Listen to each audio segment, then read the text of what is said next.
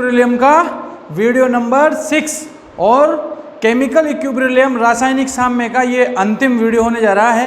तो हो सकता है ये थोड़ा सा वीडियो लेंथी हो, लेकिन आज जो हम पढ़ने जा रहे हैं वो सबसे टफ चीज़ है जो बच्चे की समझ में नहीं आती है, और वो है लो शोतिलिये, ली चोटलिये का लो नियम। लो शोतिलिये क्या कहता है? ये लो शोतिलिये बहुत प्यारा नियम है जो कंसंट्रेशन, प्रेशर, टेम्परेचर और कैटालाइट वगैरह पर अप्लाई होता है। इन सब के बारे में बताता है, इन सब की भूमिका को बताता है कि साम्य पर इनकी भूमिका क्या है।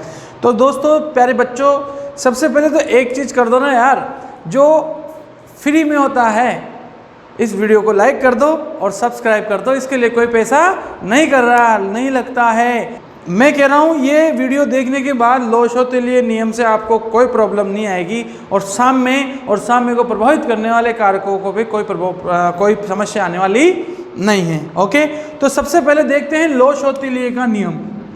सबसे पहले हम देखते हैं लो शोतिलिये का नियम। अब लो शोतिलिये का नियम क्या होता है? ये साम्य पर बात करता है। किस पर बात करता है? साम्य पे। साम्य को मैं पिछले 2-3 वीडियो में अच्छी तरह से समझा चुका हूँ, आप उनको देखिए और साम्य को समझिए। साम्य क्या होता है? जैसे कोई रिएक्शन है A प्लस B, उल्टा पुल्टा चिन्ह C प्लस D, ये रिएक्शन है, ये हमारे क्रिया कारक हैं और ये हमारे उत्पाद हैं। आ रहा है समझ में? आ गया समझ में? ये क्रिया कारक है और ये क्या है? उत्पाद है। अभी क्रिया धीरे धीरे स्टार्ट हुई, ए और बी ने मिलकर सी और डी को बनाना शुरू कर दिया, है? सी और डी को बनाना शुरू कर दिया। अब धीरे धीरे सी और डी भी वापस किस में बदलने लग गए? ए और बी में बदल गए, और समय गुजरता गया, और समय गुजरते गुजरता एक समय ऐसा आ गया जब इसकी कंसंट्रेशन और इसकी कंसंट्रेशन चेंज होना बंद हो गया।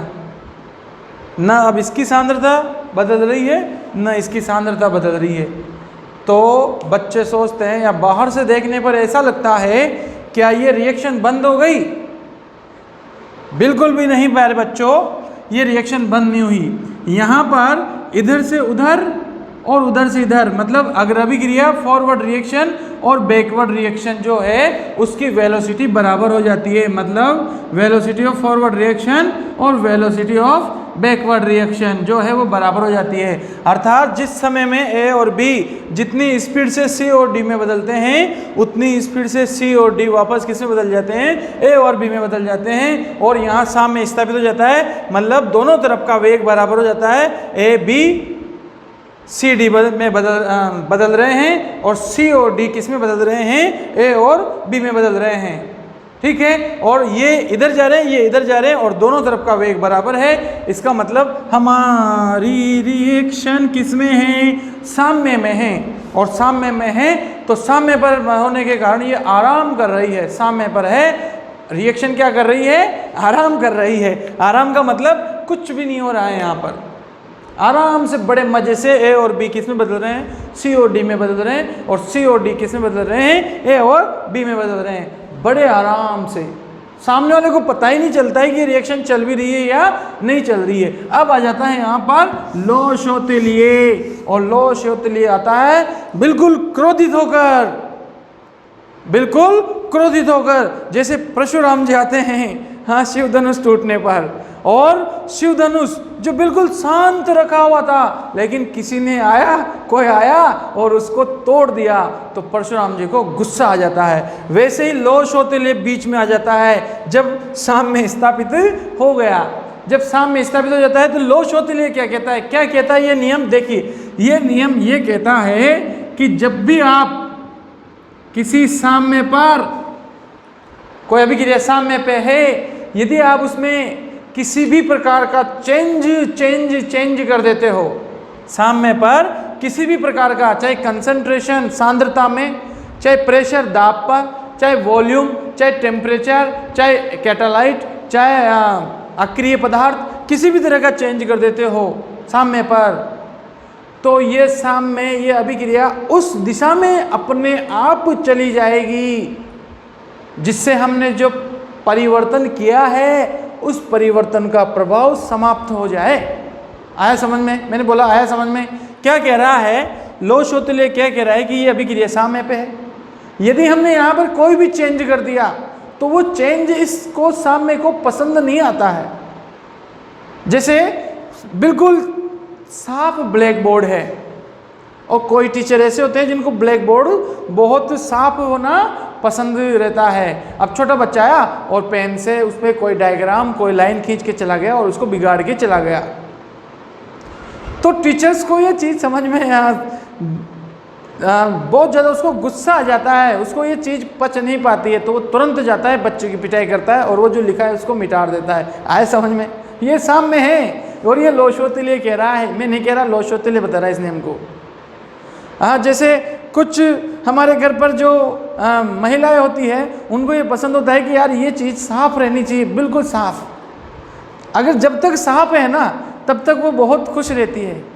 लेकिन छोटे बच्चे आए, उन्होंने उस पर कुछ लिख दिया, कुछ ठप्पा लगा दिया, बिगाड़ दिया, तो जो मम्मा होती है, जो दादी होती है, जो महिलाएं होती है, उनको गुस्सा आ जाता है, अर्थात सामने को गुस्सा आ जाता है और वो उसको तब तक वो चैन नहीं लेती है जब तक वो लिखा हुआ मिट नहीं जाए। मतलब जो हमने साम्य पर परिवर्तन कर दिया है वो परिवर्तन जब तक वापस खत्म नहीं हो जाए तब तक साम्य को प्रॉब्लम रहती है और अभिक्रिया उस दिशा में अपने आप चली जाती है जिससे वो परिवर्तन जो किया है उस परिवर्तन का प्रभाव क्या हो जाए, नगण्य हो जाए। आ रहा है समझ में?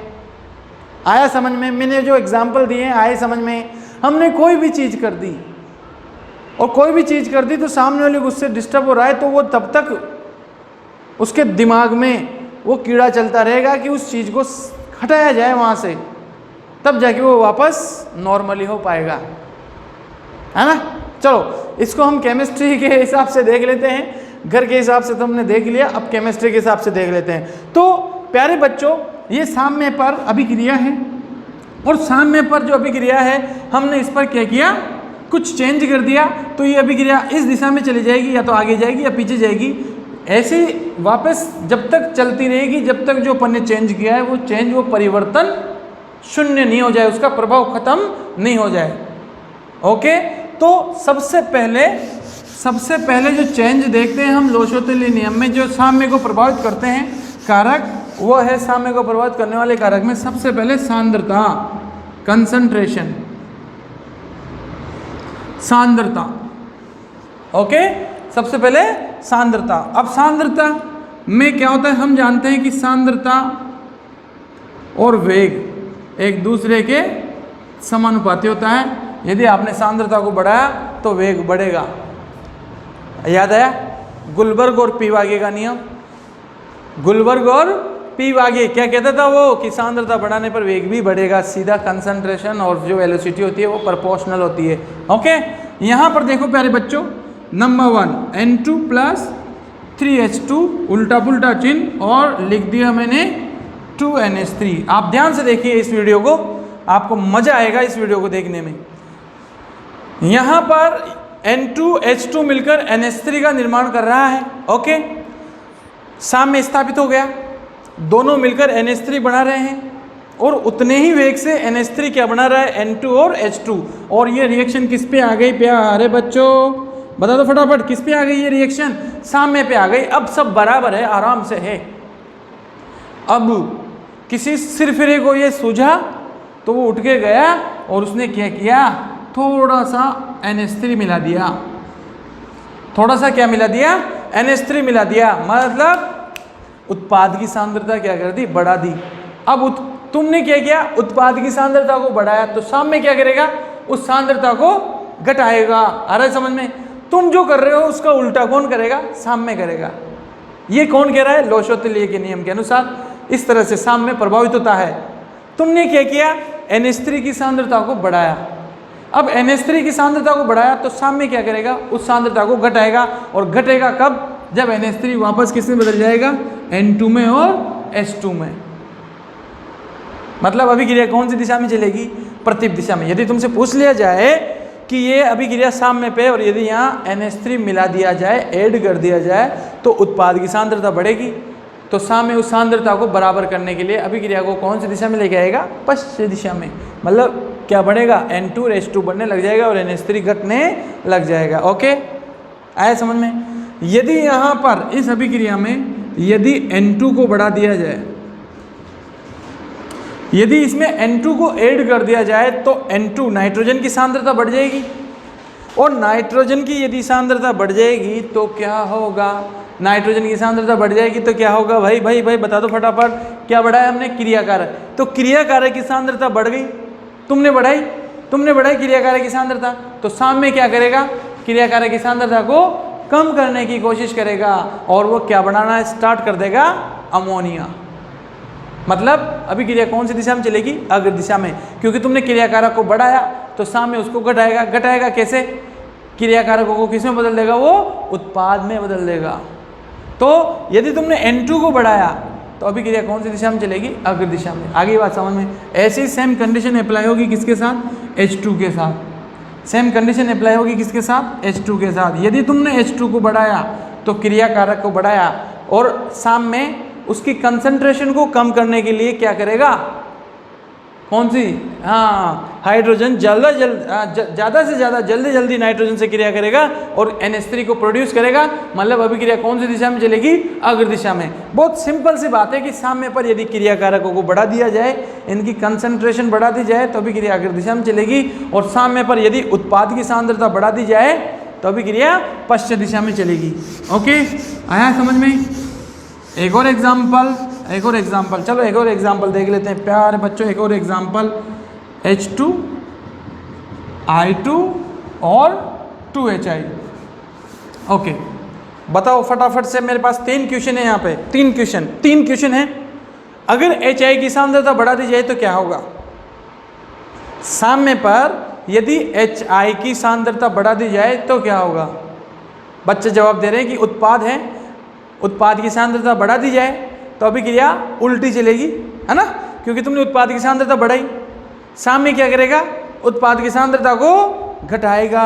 और उत्पाद की सांद्रता कैसे घटेगी? जब उत्पाद किस में बदलेगा? क्रियाकारक में। तो अभिक्रिया किधर चलेगी? प्रतिप दिशा में। कौन सी दिशा में? प्रतिप दिशा में। साम्य किस दिशा में शिफ्ट हो जाएगा? अपोजिट, उल्टी दिशा में, है ना? इनवर्ट डायरेक्शन में, उल्टी दिशा में, पश्चिम दिशा में, है ना? ओके। यहाँ पर यदि साम्य पर यदि H2 मिला दिया जाए, क्या मिला दिया जाए? H2। यदि H2 को इंक्रीज कर दिया जाए, H2 को क्या कर दिया जाए? इंक्रीज कर दिया जाए, तो बताओ साम्य कौन सी दिशा में चलेगा? भाई क्रियाकारक है, तुमने क्रियाकारक को बढ़ाया है, तो साम्य क्या करेगा? उसकी सांद्रता को घटाएगा, और घटाने के लिए वो क्या करेगा? उत्पाद बनाएगा। तो अभिक्रिया कौन सी दिशा में चलेगी? अग्र दिशा में। आ रहा है समझ में? ओहो, बात प्यारे बच्चों तुम्हारे समझ में आ गया। I2 को बढ़ा दिया जाए तो सेम कंडीशन अप्लाई हियर, हाँ? जैसे H2 को बढ़ाया, अभिक्रिया इधर चली, वैसे I2 बढ़ाएंगे तब भी अभिक्रिया किधर चलेगी? अग्र दिशा में, क्योंकि ये दोनों क्रियाकारक है। ओके, तो इस तरह से सांद्रता जो फैक्टर है वो अपने इक्विलिब्रियम को इफेक्ट करता है। यदि क्रियाकारक को बढ़ाओगे, तुमने क्रियाकारक बढ़ाया तो साम्य क्या करेगा? क्रियाकारक की सांद्रता को घटाएगा, और क्रियाकारक की सांद्रता कैसे घटेगी? वो ज़्यादा से ज़्यादा उत्पाद बनाएगा, और अभिक्रिया कौन सी दिशा में चलेगी? अग्र दिशा में। आगे बात समझ में?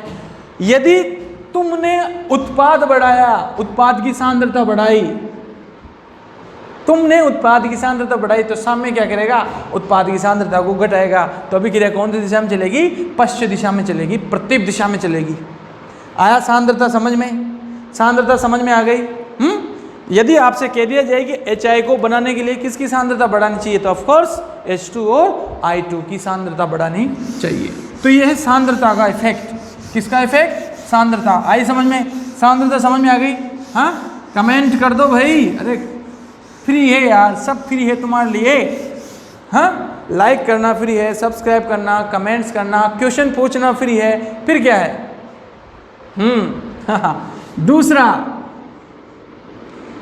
दूसरा फैक्टर हम ले लेते हैं ताप, टेम्परेचर।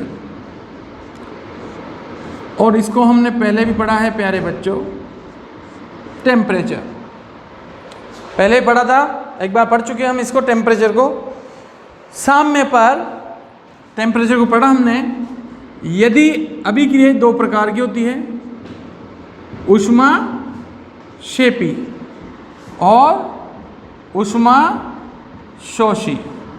दोनों को देख लेते हैं, दोनों को एक साथ देख लेते हैं, क्योंकि हमने इसको पहले भी लास्ट जो वीडियो है उसमें इसको डिटेल से पढ़ाया है। ऊष्माक्षेपी और ऊष्माशोषी में क्या होता है। ऊष्माक्षेपी अभिक्रिया है जो ऊष्मा निकालती है, जैसे N2 + 3H2 उल्टा पुल्टा चिन्ह 2NH3, और यहाँ से क्या निकलेगी, ऊष्मा निकलती है, ऊर्जा निकलती है। ओके, अब एक बात बताओ यार, ये अभिक्रिया जब ऊर्जा निकाल रही है, खुद ही चाहती है मेरे को ऊर्जा नहीं चाहिए, फिर भी तुम ऊर्जा दे रहे हो, इसने ऊर्जा को निकाल दिया, ऊर्जा नहीं चाहिए, फिर भी तुमने ऊर्जा दी, तो अच्छा काम किया कि बुरा काम किया। अरे किसी को कोई चीज़ नहीं चाहिए रही, फिर भी तुम उसको ज़बरदस्ती दे रहे हो। हाँ, किसी को कॉफ़ी नहीं चाहिए, फिर भी तुम उसको ज़बरदस्ती पिला रहे हो, तो अच्छा कर रहे हो, बुरा कर रहे हो ना। यहाँ पर ऊर्जा, वो अभिक्रिया दोनों मिलकर NH3 बना रहे हैं, तो ऊर्जा निकल रही है। ऊर्जा को खुद ही अभिक्रिया चाहती है कि मेरे को ऊर्जा नहीं चाहिए, ऊष्माक्षेपी है, मैं ऊष्मा का उत्सर्जन कर रही हूँ, मुझे कम से कम ऊर्जा चाहिए।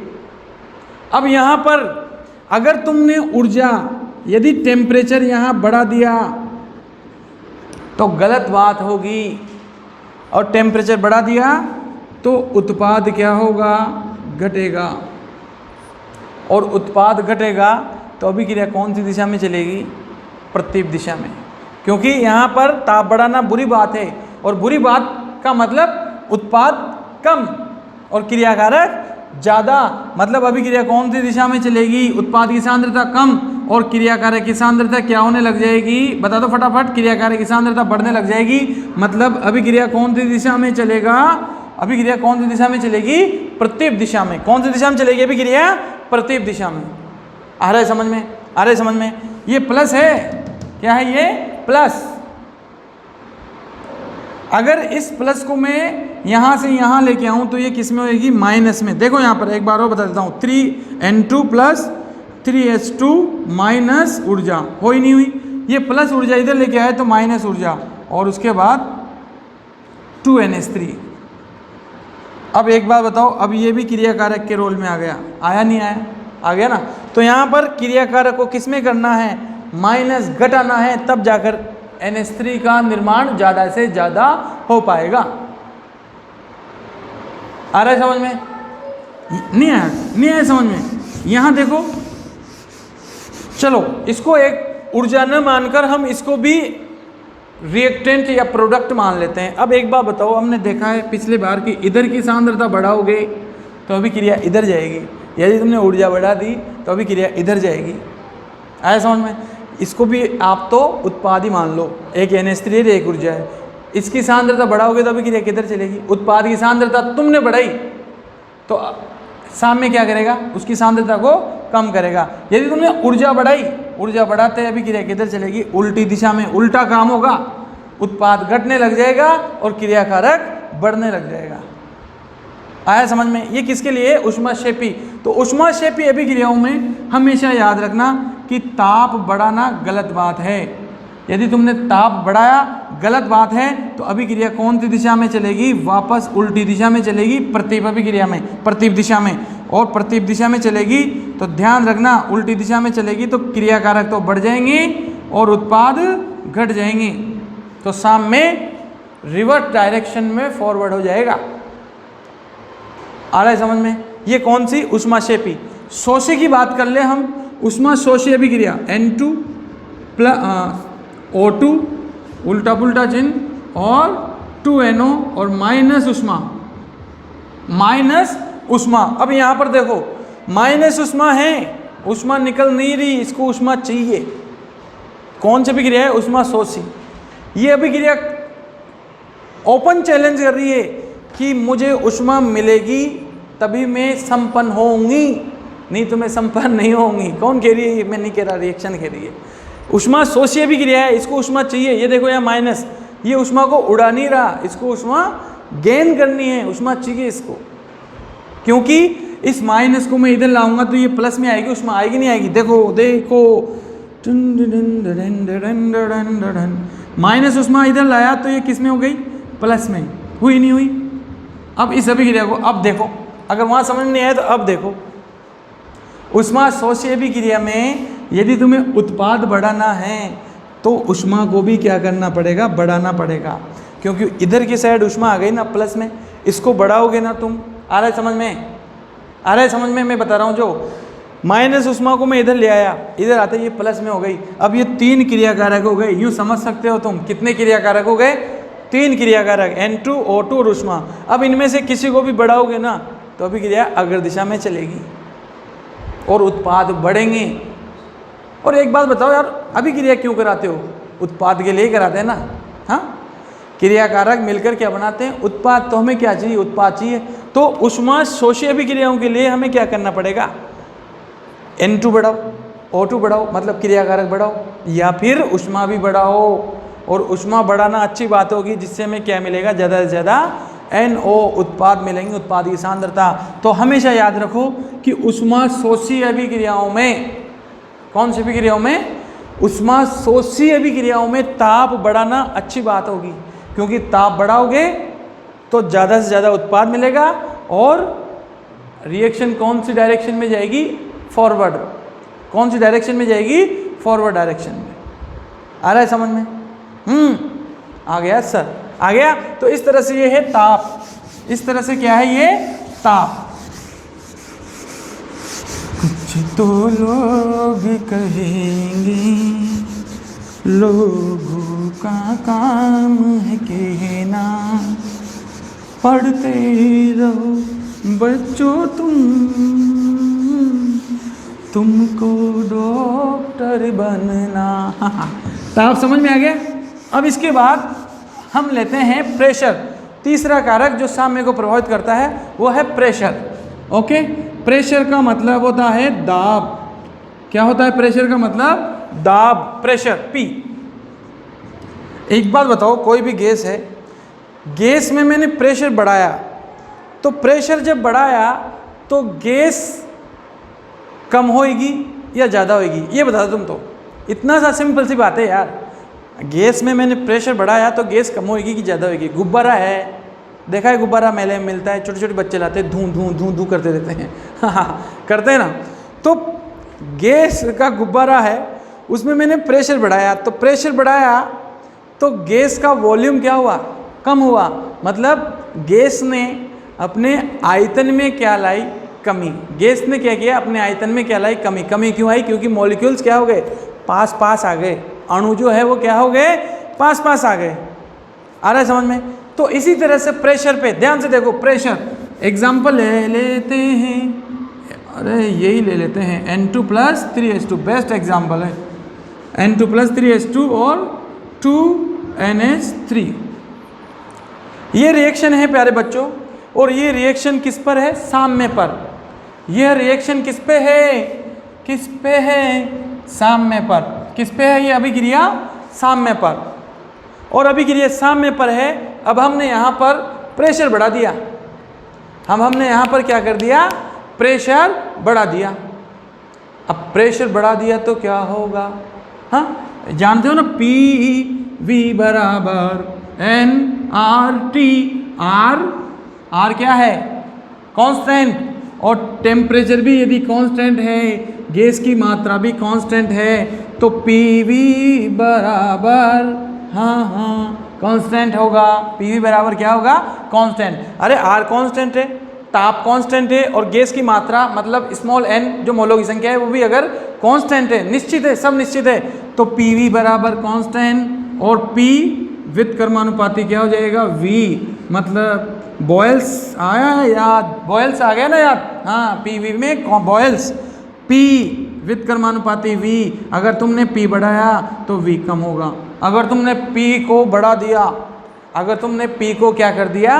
बढ़ा दिया, तो V क्या होगा? कम। हाँ, मतलब प्रेशर बढ़ाने पर वॉल्यूम कम होने की स्थिति रहती है। अब तुमने प्रेशर बढ़ाया, देखो तुमने क्या किया, प्रेशर बढ़ाया, साम्य पर प्रेशर को बढ़ा दिया, तो तुमने प्रेशर बढ़ाया तो साम्य क्या करेगा, उस प्रेशर को घटाने की कोशिश करेगा।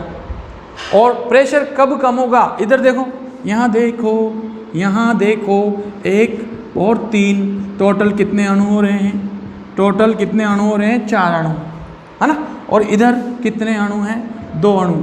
एक बात बताओ, जब तुमने प्रेशर बढ़ाया तो साम्य क्या करेगा, अभिक्रिया को उस दिशा में ले जाएगा जहां आयतन कम हो। अब एक बार बताओ, 4 अणु गैस के और 2 अणु गैस के, आयतन किधर कम होगा, इधर कम होगा, होगा कि नहीं होगा, होगा कि नहीं होगा, होगा। आया समझ में। तो बताओ अभिक्रिया कौन सी दिशा में चलेगी, तुमने दाब बढ़ाया, तुमने क्या किया, दाब बढ़ाया, तो दाब बढ़ाते अभिक्रिया हमेशा अधिक अणुओं से कम अणुओं की ओर, अधिक अणुओं से कम अणुओं की ओर चलती है, क्योंकि कम अणुओं में आयतन कम होता है। प्रेशर बढ़ाया, आयतन कम होगा, अभिक्रिया यहाँ कौन सी दिशा में जाएगी, कौन सी डायरेक्शन में जाएगी, फॉरवर्ड, अग्र अग्र अग्र, जाएगी नहीं जाएगी, आ रहा है समझ में। पढ़ते रहो, साइलेंट पढ़ते रहो और समझ में आएगा, 100% समझ में आएगा। कौन सी दिशा में, अग्र दिशा में जाएगी, ठीक है। तो हमेशा, बिल्कुल हमेशा अभिक्रिया में दाब बढ़ा दिया जाए साम्य पर, तो अभिक्रिया हमेशा अग्र दिशा में चलती है। एक और देखो यहाँ पर PCl5 और PCl3 और Cl2। अब देखो यहाँ पर मॉलिक्यूल्स कितने हैं, PCl3 और Cl2 कितने हैं, 2, एक इसका और एक इसका, कितने, 2, इधर 1। यदि तुमने यहाँ प्रेशर क्या कर दिया, यदि तुमने यहाँ प्रेशर क्या कर दिया, बढ़ा दिया, यदि तुमने यहाँ प्रेशर को बढ़ा दिया तो अभिक्रिया क्या करेगी, अणुओं को कम करने की कोशिश करेगी, दबा देगी वो, क्योंकि इधर कितने अणु हैं, 2, इधर कितने, 1। तो प्रेशर बढ़ते आयतन क्या होना चाहिए, कम। आयतन किसका कम होगा, 1 का। तो PCl3 और Cl2 प्रेशर बढ़ाते ज़्यादा से ज़्यादा क्रिया करेंगे और क्या बनाने की कोशिश करेंगे, PCl5, जिससे उसका वॉल्यूम कम हो सके। तुमने प्रेशर बढ़ाया, अभी साम्य क्या करेगा, प्रेशर को घटाएगा। घटाएगा कैसे, अणुओं की संख्या को कम करके। तो यहाँ पर प्रेशर बढ़ाते ही अभिक्रिया कौन सी दिशा में चलेगी, अभिक्रिया कौन सी दिशा में चलेगी, प्रतिप दिशा में। अभिक्रिया कौन सी दिशा में चलेगी, प्रतिप दिशा में। आ रहा है समझ में, बिल्कुल आ गया समझ में, ओके। तो अब और एक और एग्जांपल देख लेते हैं। H2I2 और 2HI, H2 + I2 2HI। अब देखो प्यारे बच्चों, यहाँ प्रेशर का क्या प्रभाव पड़ेगा, बताओ फटाफट से, जल्दी से। प्रेशर का क्या प्रभाव पड़ेगा, इधर कितने अणु हैं, क्रियाकारक में कितने अणु हैं, दिख रहा है, H2I2 कितने हुए क्रियाकारक, सर 2 हो गए, कितने हो गए, 2 हो गए, 1 और 1 कितने हो गए, 2 हो गए। और उत्पाद वैसे ही दिख रहे हैं, कितने, 2। तो इधर भी 2 और उधर भी 2, किसके 2, किसी के मत 2। अणुओं की संख्या क्रियाकारक में भी 2 है और उत्पाद में भी 2 हैं। तो दोनों तरफ जब अणु बराबर हैं तो दोनों तरफ आयतन भी बराबर घेरेंगे, इसलिए यहाँ दाब बढ़ाने पर कोई प्रभाव नहीं पड़ेगा। ऐसी अभिक्रिया है जिसमें क्रियाकारक और उत्पाद के मोलों की संख्या बराबर हो, तो इन अभिक्रियाओं में दाब का कोई प्रभाव नहीं पड़ता है। आगे बात समझ में, प्रेशर का इफेक्ट आ गया समझ में, ओके। दाब अगर दोनों तरफ, एक बार और देख लेते हैं, अगर दोनों तरफ अणुओं की संख्या बराबर है, जैसे इधर भी 2 है इधर भी 2 है, तो दाब का प्रभाव नहीं पड़ेगा इन अभिक्रियाओं पे। मतलब साम्य किसी भी दिशा में नहीं चलेगा यदि तुमने प्रेशर बढ़ाया तो। हाँ, प्रेशर हमेशा, प्रेशर बढ़ाओगे तो अभिक्रिया हमेशा अधिक अणुओं से कम अणुओं की ओर चली जाएगी। चले आओ कहीं से, ओके। इसके बाद नंबर 4, और नंबर 4 वॉल्यूम, आयतन वॉल्यूम। और यहाँ बहुत सिंपल लिख रहा हूँ मैं, बहुत सिंपल सीधा लिख रहा हूँ, समझ में आ जाएगा। दाब का उल्टा प्रभाव पड़ेगा। बहुत सिंपल लिख रहा हूँ, दाब का उल्टा प्रभाव पड़ेगा। दाब बढ़ाने पर क्या होता था? अभिक्रिया अधिक अणुओं से कम अणुओं की ओर चलती थी। दाब बढ़ाने पर अभिक्रिया अधिक अणुओं से कहाँ चलती थी? कम अणुओं की ओर। आयतन में क्या होगा? आयतन बढ़ा दिया जाएगा तो अभिक्रिया कम अणुओं से अधिक अणुओं की ओर जाएगी, उल्टा, दाब का उल्टा। देखो एग्जाम्पल देख लेते हैं। N2H2 2NH3 produce. ओके, यदि यहाँ वॉल्यूम बढ़ा दें, इधर कितने अणु हैं? 3 और 1 4। इधर कितने अणु हैं? 2। आयतन बढ़ा दिया तुमने, बहुत सारी जगह दे दी, बहुत सारी जगह, और जगह मिलते क्या होगा? फैलेंगे। अगर आपको बच्चों को जैसे एक छोटा कमरा है, खेलो तो वहीं खेलेंगे। अगर तुमने उनको बड़ा हॉल दे दिया तो बच्चे फैल जाएंगे। पहले इतनी सी जगह पे बच्चे सारे इकट्ठे हुए थे, अब बड़ा हॉल दे दिया तो बच्चे फैल जाएंगे। और फैलने का मतलब क्या है? यहाँ पर अणुओं की संख्या बढ़ा लेंगे। इधर कितने अणु? 4। इधर कितने अणु? 2। यदि तुमने आयतन बढ़ा दिया तो ये 2 क्यों रहना चाहेगा? ये कितने होने चाहेंगे? 4। किस में बदलना चाहेगा? NH3 टूट जाएगा, टूट जाएगा, बिखर जाएगा, फैल जाओ। अच्छे सत्पुरुषों फैल जाओ। सत्पुरुषों के फैलने से फायदा होता है ना? तो यहाँ पर ये 2 NH3 किस में बदल जाएंगी? N2 और H2, मतलब किस में बदल जाएंगे? 4 में।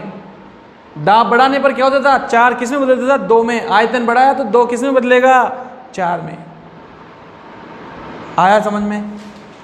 दाब का उल्टा। आयतन बढ़ने का मतलब अणु फैलेंगे, और फैलेंगे कब? जब 2 किस में बदल जाएंगे? 4 में। आयतन बढ़ रहा है, खूब फैलते जाओ, है ना?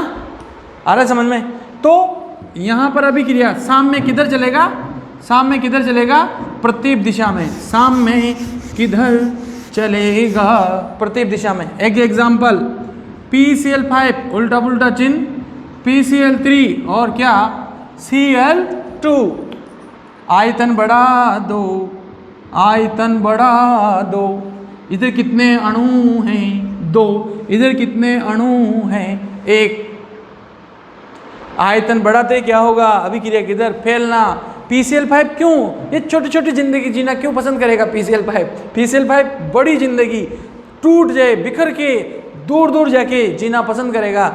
PCl5 से Cl2 निकल जाएगा और PCl3 शेष रह जाएगा। तो यहाँ पर 1 मोल किस में बदल जाएंगे? 2 मोल में बदलना। जब आयतन मिल गया, जब जगह मिल गई फैलने के लिए, तो फैलो, फैल जाओ चारों ओर, अपने साम्राज्य को बढ़ाओ। तो आयतन बढ़ाया तो 1 मोल किस में बदल जाएंगे? 2 मोल में। मतलब PCl5 से ज़्यादा क्या मिलेगा? PCl3 और Cl2। मतलब अभिक्रिया कौन सी दिशा में चलेगी? अग्र दिशा में। तुमने क्या किया? आयतन को बढ़ाया। तुमने आयतन को बढ़ाया तो साम्य क्या करेगा? उसका उल्टा करेगा। तुमने आयतन को बढ़ाया तो साम्य क्या करेगा? 1 अणुओं को डबल कर देगा, है ना? क्योंकि आयतन बढ़ाते ही स्पेस को क्या करना है? बराबर करना है। तो स्पेस बराबर कब होगा? जब ज़्यादा से ज़्यादा अणु टूटे। जब ज़्यादा से ज़्यादा अणु टूटे। तो ये किसका प्रभाव है? आयतन का प्रभाव है। और ऐसी रिएक्शन 2HI उल्टा पुल्टा चिन्ह, H2I2, इधर भी 2 अणु और इधर भी, बोल दो लास्ट चल रहा है वीडियो का, इधर भी 2 अणु और उधर भी 2 अणु, दोनों तरफ बराबर। तो यहाँ पर भी आयतन का कोई प्रभाव पड़ने वाला नहीं है। ओके। तो इस तरह से आयतन आ रहा है समझ में? लोशो के लिए क्या क्या बता रहा था, किस तरह से साम्य प्रभावित होता है। इसके बाद अक्रिय उत्प्रेरक क्या करता है? उत्प्रेरक क्या करता है? उत्प्रेरक तो ये करता है कि साम्य को बहुत जल्दी से, फटाफट से साम्य को ला देता है। कोई अभिक्रिया में यदि साम्य नहीं आ रहा है, कोई अभिक्रिया धीरे धीरे चल रही है, तो उत्प्रेरक आएगा और अभिक्रिया को कहेगा जल्दी भग फटाफट से, और तुरंत क्या कर देगा? साम्य को स्थापित कर देगा। ऐसे ही अक्रिय गैस मिलाने पर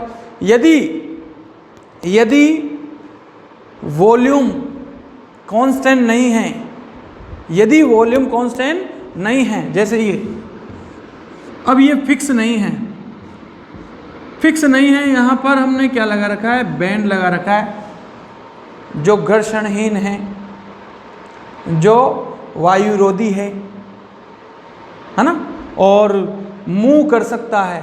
इसका मतलब इसका वॉल्यूम फिक्स नहीं है, ये ऊपर नीचे हो सकता है। यदि तुमने यहाँ पर अक्रिय गैस मिला दी या कोई सा भी अक्रिय पदार्थ मिला दिया तो 100% इसका वॉल्यूम क्या हो जाएगा, बढ़ जाएगा।